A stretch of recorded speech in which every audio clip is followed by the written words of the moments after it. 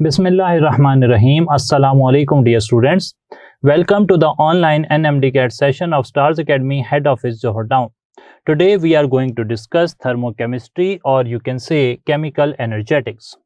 Chemical energetics को बाकायदा पढ़ने के लिए हमें कुछ टर्म्स की ज़रूरत पड़ेगी। पहले हम उन्हीं टर्म्स पर बात कर लेते हैं और उनको लेकर फिर अपने टॉपिक को एक्सप्लेन करेंगे। नंबर 1 टर्म इज़ क्यू या हीट। हीट क्या होती है? Heat is the quantity of energy flowing due to temperature change. दो बॉडीज़ हैं, एक हॉटर बॉडी है, कोल्डर बॉडी है। हॉटर बॉडी से कोल्डर बॉडी में जो हीट ट्रांसफ़र होती है ड्यू टू टेम्परेचर चेंज, जो एनर्जी ट्रांसफ़र होती है उसे आप हीट कह देते हैं। अगर आप किसी बॉडी की कोल्डनेस या हॉटनेस मेजर करना चाहते हैं तो आप इसे टेम्परेचर कहते हैं।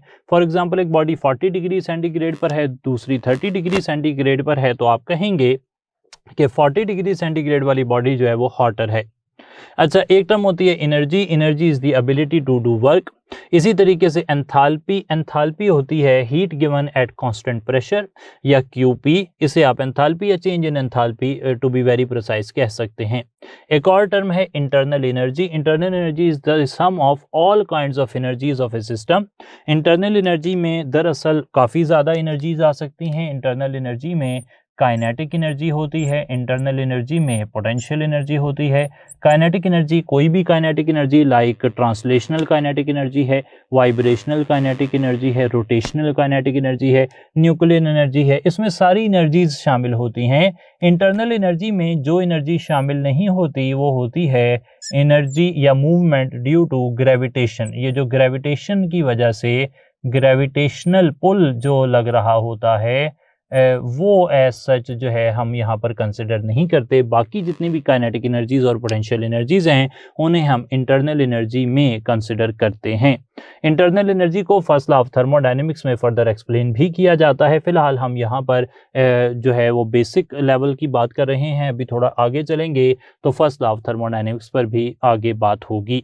अच्छा, ये तो बेसिक डेफिनेशंस आ गई। अब हमें कुछ और बेसिक इन्फॉर्मेशन चाहिए है ताकि हम प्रोसेसेस के बारे में डिटेल जान सकें।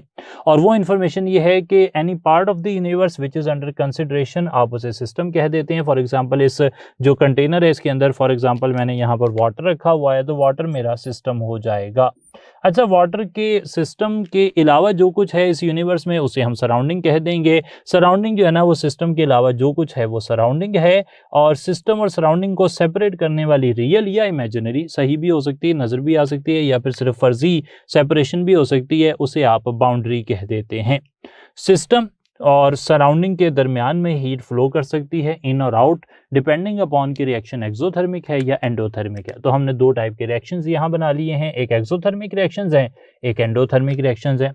एक्सोथर्मिक रिएक्शन में सिस्टम हीट देता है सराउंडिंग को, जबकि एंडोथर्मिक रिएक्शन में सिस्टम हीट गेन कर लेता है सराउंडिंग से। In terms of energy of reactant and product अगर बात की जाए तो एक्सोथर्मिक रिएक्शंस में रिएक्टेंट की एनर्जी ज़्यादा होती है, प्रोडक्ट की एनर्जी कम होती है। सही है जनाब, रिएक्टेंट की एनर्जी ज़्यादा, प्रोडक्ट की एनर्जी कम। आप ऐसे लिख सकते हैं या फिर आप ऐसे भी लिख सकते हैं, रिएक्टेंट की एनर्जी ज़्यादा, प्रोडक्ट की एनर्जी कम। जबकि एंडोथर्मिक रिएक्शंस में प्रोडक्ट की एनर्जी ज़्यादा होती है और रिएक्टेंट की एनर्जी कम होती है। एनर्जी प्रोफाइल के हिसाब से मैंने यहाँ पर लिख दिया है एक्सोथर्मिक और एंडोथर्मिक रिएक्शंस को, और आपको नजर आ रहा है कि एक्सोथर्मिक रिएक्शन में रिएक्टेंट की एनर्जी ज़्यादा, जबकि एंडोथर्मिक रिएक्शंस में प्रोडक्ट की एनर्जी ज़्यादा होती है। अच्छा, एक एक्टिवेटेड कॉम्प्लेक्स है, इसका कॉन्सेप्ट आप पहले देख चुके हैं केमिकल काइनेटिक्स में। आप यहाँ पर एक बात पक्की समझते हैं कि रिएक्टेंट और प्रोडक्ट की जो एनर्जी का गैप होता है इसे आप कहते हैं एंथैल्पी ऑफ रिएक्शन, और एंथैल्पी यहाँ पर नेगेटिव में है क्योंकि एक्सोथर्मिक रिएक्शन हो रहा है, और अगर एंडोथर्मिक रिएक्शन होगा तो एंथैल्पी पॉजिटिव हो जाएगी। अच्छा, वर्क भी इसी तरीके से, जिस तरह सिस्टम हीट देता है तो वो एंथैल्पी उसकी नेगेटिव हो जाती है, इसी तरह अगर सिस्टम काम करेगा, वर्क करेगा, तो उसका वर्क भी नेगेटिव में आ जाएगा। सही है जनाब। एक लॉ है फर्स्ट लॉ ऑफ थर्मोडायनेमिक्स, उसे मुझे यहाँ पर लाजमी एक्सप्लेन करने की ज़रूरत पड़ेगी ताकि ये आइडिया जो अभी मैंने W के हिसाब से लिखा उसको मैं वाज़ेह कर सकूँ। According to the first law of thermodynamics अगर मैं बात करूँ, according to the first law of thermodynamics, याद रखना है आपने कि जो भी हीट आप सिस्टम को देते हैं, सिस्टम के पास एक है हीट Q और एक है वर्क W। अगर आप किसी सिस्टम को हीट देंगे और वो सिस्टम थोड़ा सा वर्क कर लेगा तो वर्क करने के अलावा बाकी जो भी हीट बच जाएगी वो सिस्टम की इंटरनल एनर्जी बढ़ जाएगी, यानी कि सिस्टम की काइनेटिक एनर्जी मॉलिक्यूल्स की बढ़ जाएगी, translational, vibrational, rotational kinetic energy बढ़ जाएगी, पोटेंशियल एनर्जी बढ़ सकती है सिस्टम की। तो सिस्टम को जब भी हीट क्यों दी जाती है तो वो उससे दो काम करता है, एक तो इंटरनल एनर्जी बढ़ाता है डेल्टा ई और एक वर्क करता है। अगर सिस्टम वर्क करेगा तो वो माइनस में आ जाएगा। एक्सोथर्मिक रिएक्शंस के अंदर या फिर यहाँ पर जब भी सिस्टम काम करे तो आप इसे Q माइनस डब्ल्यू कह देते हैं। ठीक हो गई जी बात। अगर आप सिस्टम में वर्क को फर्दर डिफाइन करते हैं तो वर्क फर्दर डिफाइन हो सकता है Q minus P delta we. Work done जो है ना केमिस्ट्री में वो होता है P delta we. Just imagine कि एक कंटेनर है जैसा कि मैंने आपके सामने रखा हुआ है और इस कंटेनर में आपने सिस्टम को हीट दी थी। यहाँ पर मैं सिस्टम को दे देता हूँ हीट। अच्छा, सिस्टम को मैंने क्यों हीट दी? सिस्टम के पास दो रास्ते थे, इंटरनल एनर्जी बढ़ाना या वर्क डन करना। आपने जो ये बर्तन रखा हुआ है, कंटेनर रखा हुआ है, ये कंटेनर जो है ना ये क्लोज्ड है, इसमें कोई एक्सचेंज नहीं हो सकता, कोई वॉल्यूम चेंज नहीं हो सकता।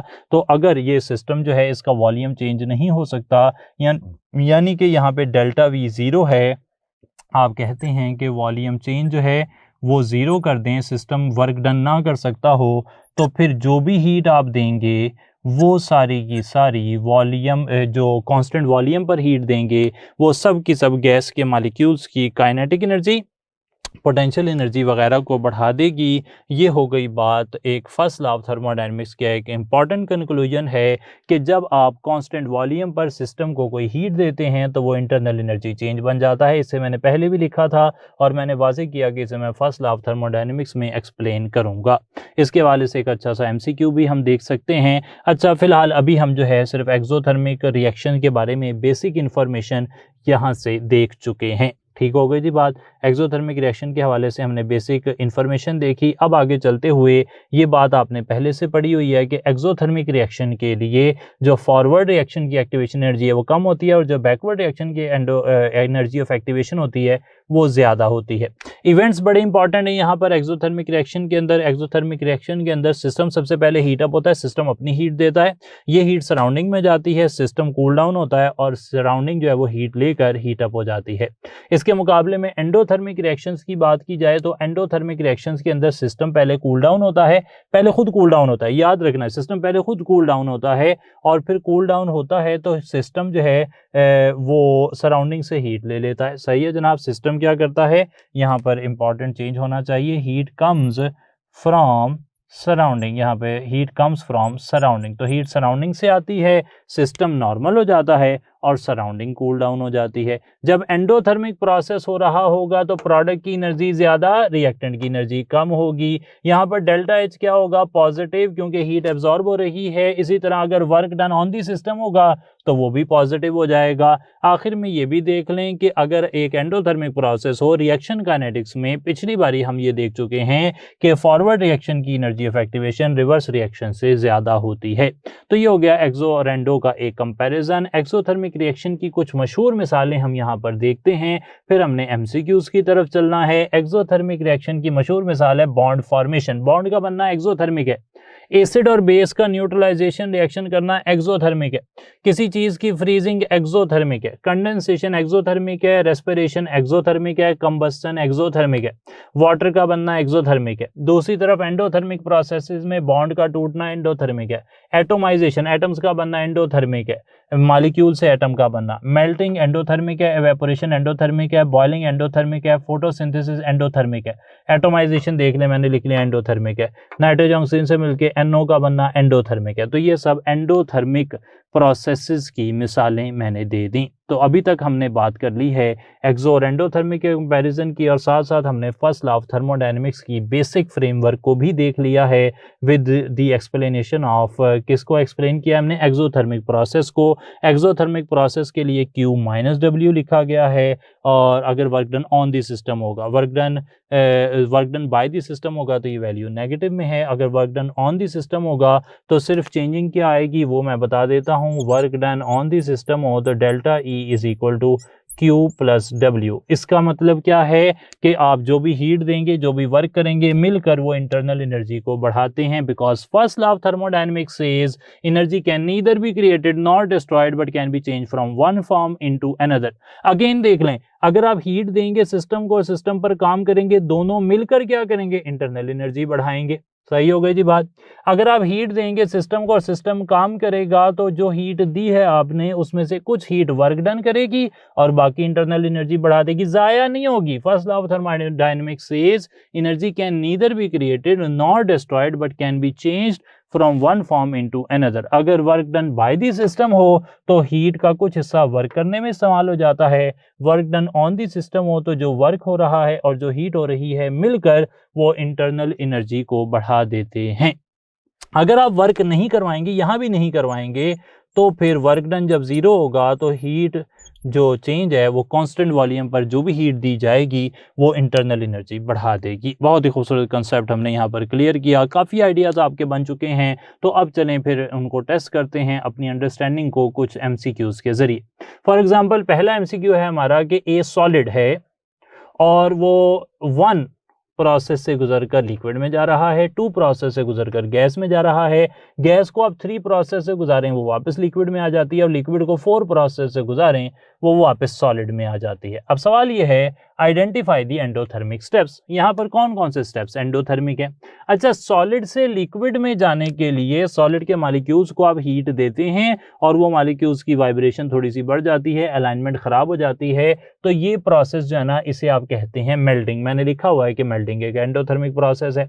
अच्छा, मेल्टिंग के बाद गैस में जाने के लिए आप फर्दर हीट करते हैं, इसे एवेपोरेशन कह सकते हैं या इसे बॉइलिंग कह सकते हैं, और बॉइलिंग भी मैंने अभी थोड़ी देर पहले बताया कि वो एंडोथर्मिक प्रोसेस है। तो यहाँ पर एंडोथर्मिक प्रोसेस हो जाएंगे, देख लें जनाब 1 और 2 यहाँ पर एंडोथर्मिक प्रोसेस हो जाएंगे। अच्छा आगे चलें तो which of the following is most endothermic. ये 4 प्रोसेस तो हैं, नो डाउट 4 प्रोसेस हैं, लेकिन इन चारों में से सबसे ज़्यादा एंडोथर्मिक कौन सा है? तो हमें पता लगता है कि सॉलिड से लिक्विड में जो जाना है, सॉलिड से लिक्विड में जाना, उसके अंदर मॉलिक्यूल्स के दरमियान में जो काइनेटिक एनर्जी है उसका बहुत ज़्यादा चेंज नहीं आता।